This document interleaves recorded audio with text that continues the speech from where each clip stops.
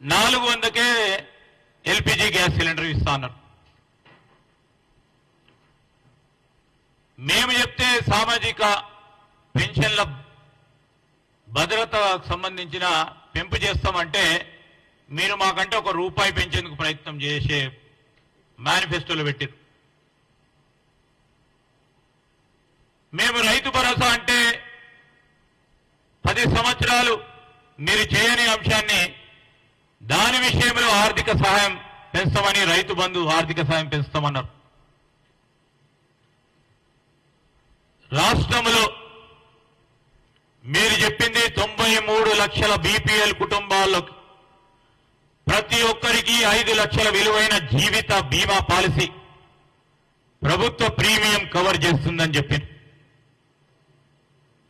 సామాజిక భద్రత పెన్షన్ కు సంబంధించి 2016 నుంచి 5,000 వరకు చేస్తామని చెప్పారు.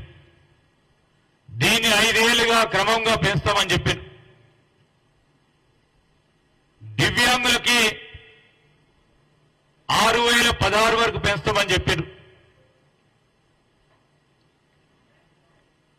ఆరోగ్య బీమా కవరేజీని కూడా పెంచుతామని చెప్పారు. ప్రభుత్వం ఏర్పడిన 6 నుంచి 7 నెలల తర్వాత, ప్రభుత్వం ఏర్పడ్డ తర్వాత పాత్రికేయ మిత్రులు యావత్ తెలంగాణ ప్రజలందరినీ కూడా కోరుతా ఉన్నా, వారు మేనిఫెస్టోలో చెప్పింది ప్రభుత్వం ఏర్పడ్డ తర్వాత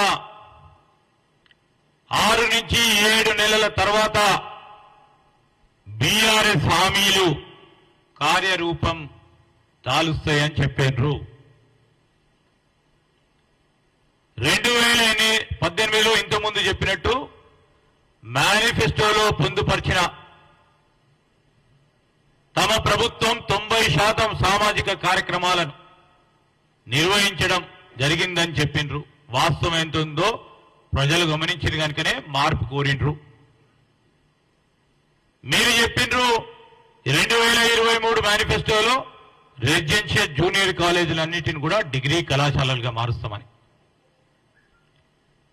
ఈరోజు మేము చెప్తా ఉన్నాం, తెలంగాణకి 6 నుంచి 7 లక్షల కోట్ల రూపాయలు అప్పులో ముంచి ప్రభుత్వాన్ని దివాలా తీసేలా బీఆర్ఎస్ ప్రజల సంబంధించిన అనేక సమస్యలను చెత్తబుట్టలో విసిరేసిన ఆ ప్రభుత్వం ప్రజలకు సంబంధించిన వారి సమస్యలన్నిటిని కూడా చెత్తబుట్టల విసిరేసిన, తిరిగి ప్రజలు వారిని చెత్తబుట్టలో బీఆర్ఎస్ పార్టీని విసిరేసిన, ఇంకా ఆలోచన లేకుండా మాట్లాడుతూ ఉన్నారు. మేము ఇంతకుముందు అడిగినాం, ఇవన్నీ కూడా చెప్పి సరే 30 రోజులకే 25 రోజులకే మీరేదో ప్రభుత్వాన్ని మేము గుంజుకున్నట్టు, అక్కడ ప్రజల తీర్పే లేనట్టు, అక్కడ ముఖ్యమంత్రి గారు కూర్చుంటే రేవంత్ రెడ్డి గారు పోయి ఆయన తోసి కూర్చున్నట్టు,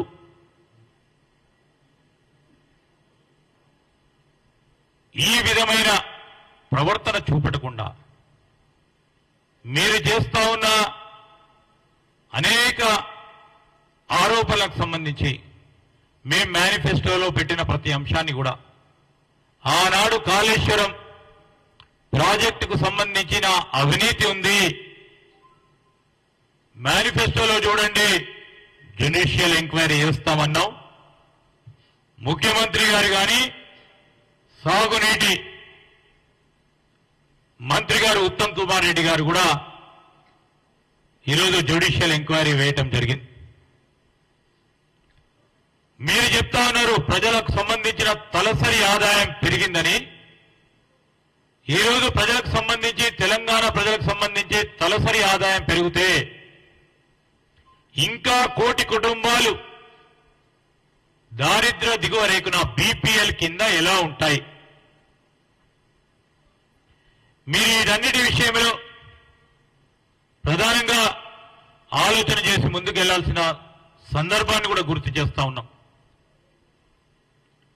ఈరోజు మీ అందరికీ కూడా తెలుసు, పార్లమెంట్ ఎన్నికల తర్వాత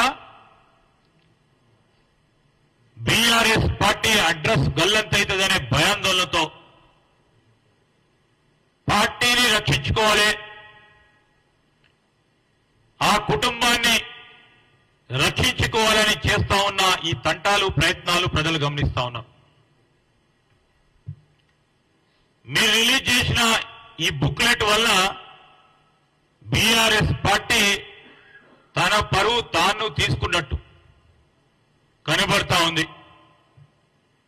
ఈరోజు పార్లమెంట్లో బీఆర్ఎస్ పార్టీ తరఫున పోటీ చేసే అభ్యర్థులు లేకపోవడంతో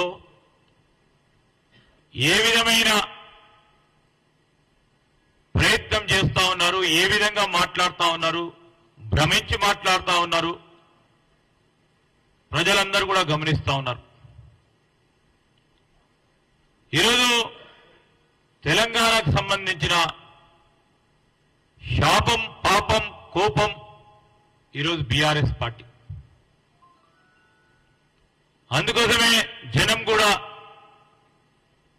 అసెంబ్లీ ఎన్నికల్లో వారిని పీకి పక్కన పెట్టిండ్రు.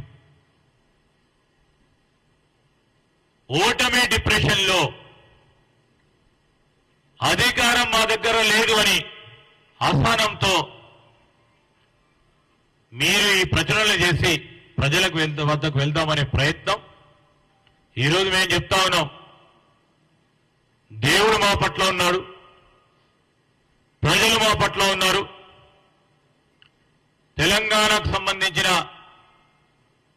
పేదవారి ముఖాల్లో, సామాన్య ప్రజానికాని ముఖాల్లో ఈ 5 సంవత్సరాల కాలం పాటు ప్రతినిత్యం చిరునవ్వు చూడాలని చేసే మా ప్రయత్నంలో మీరు ఎన్ని ఇబ్బందులు పెట్టినా, రాబోయే కాలంలో మీరు ఎన్ని అవరోధాలు సృష్టించినా ఒక ప్రణాళికబద్ధమైన కార్యక్రమం తీసుకుంటున్నాం.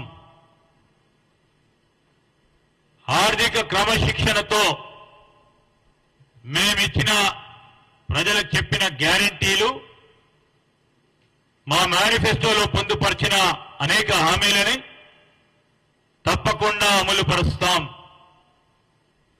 100 రోజుల్లో గ్యారంటీలకు సంబంధించి అమలును ప్రారంభోత్సవం చేస్తామని మేమిచ్చిన మాట పైన నిలబెట్టే అంశంలో ప్రజలకే ఒక ఉదాహరణగా నిలబడి 2 గ్యారంటీలను 42 గంటల లోపలనే అమలు చేయటం జరిగింది. ఈరోజు మేము అడుగుతా ఉన్నాం టీఆర్ఎస్ పార్టీ వారిని, ఎందుకయ్యా ఇంత తొందర? ప్రజలు ఇచ్చిన తీర్పుకు గౌరవించాల్సిన బాధ్యత మీకు లేదా?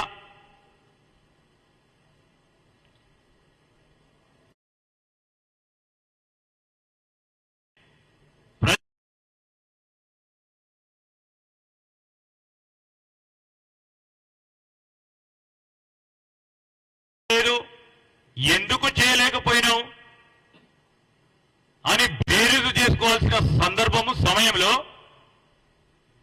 మా మేనిఫెస్టోలో పెట్టిన గ్యారంటీలను, హామీలను పై విరుచుకబడ్డే సమయంలో మీ పార్టీని చక్కదిద్దుకునే ప్రయత్నం చేయండి. ఇప్పటికైనా ప్రతిపక్షం అంటే కూడా ఆ పాత్రలో ఏ పాత్ర నిర్వహించాలో ఆలోచన చేయలేని, రాజకీయ డొల్లతనముతో పార్టీ పోతా ఉంటే దీనికి మీరు ప్రజలిచ్చిన తీర్పుకు క్షమాపణ చెప్పాల్సిన అవసరం ఉంటుందని మేము బీఆర్ఎస్ పార్టీ వారిని డిమాండ్ చేస్తా ఉన్నాం.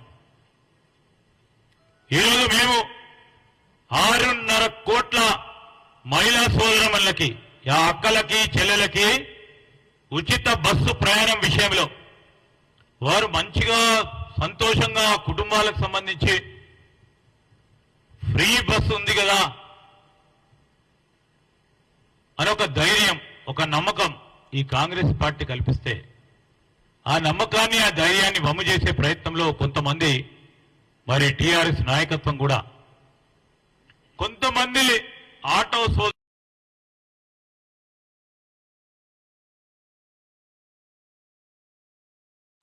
అంటే మీకు మేము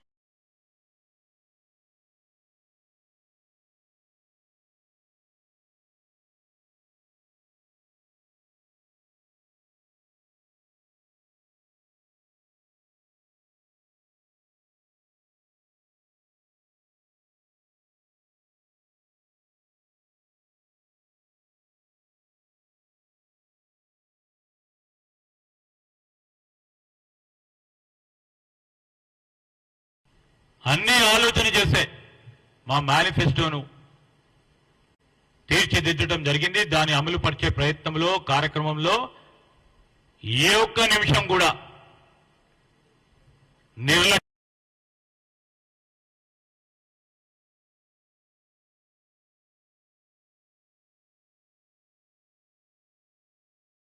కాలయంలో వారు మేనిఫెస్టోలో పెట్టిన అనేక అంశాలను మర్చి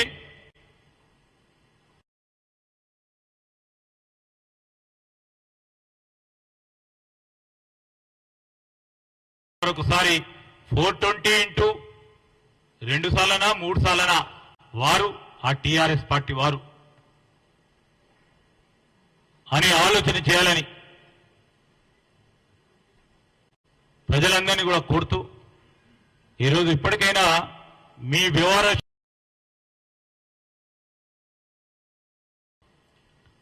ప్రజలు కోరే మార్పులో మేము ఆ మార్పుకు నాంది పలికి ముందుకు నడుస్తున్న తరుణంలో మీ పార్టీ వ్యవహారాలకు సంబంధించి కూడా మార్పు తీసుకురండి. లేకుంటే రేపు పార్లమెంట్లో ఒక్క సీటు కూడా రాకుండా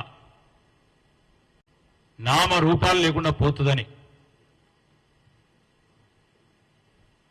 ఈ ప్రజలందరూ కూడా భావిస్తా ఉన్న తరుణంలో మీరు ఈ వ్యవహారంలో మీరు ఆలోచన